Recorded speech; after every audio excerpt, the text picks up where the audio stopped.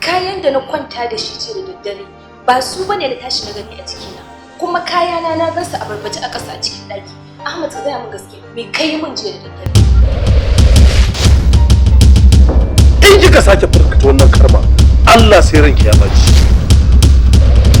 Wallahi Musulma ba dan ke ce yata ta farko wadda na fi kauna a cikin zuciyata ba. Ba sai na shara miki mari akan wannan magana. Yau zan ga ikon Allah.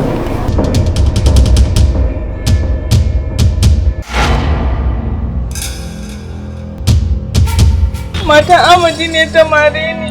Dan me yasa za ta zo ta shiga magana ta ni da ƙawata muna magana da shi yasa ni kuma na mare ni. Kun ji har ina da gaskiya. Siyama, me zan gani? To ai in gaya maka wannan shan maganin barka inda zubewar ciki da ya kamata tun jiya ya riga zube ba ma yau ba. Wallahi ƙawata har yanzu cikin nan ko alamar fita bai yi ba.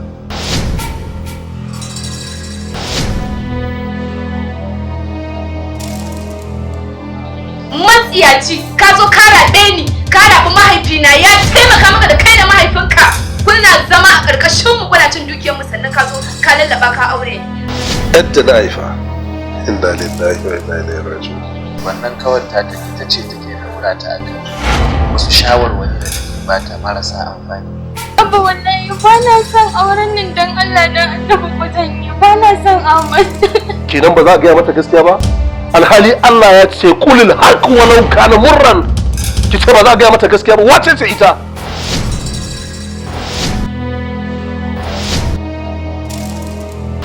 Nace tarbiyyar taki kenan?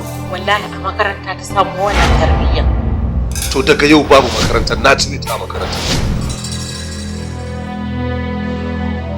Ya zan haifi ya a ciki na ta zo min gida da kayan kwallo babu sallama.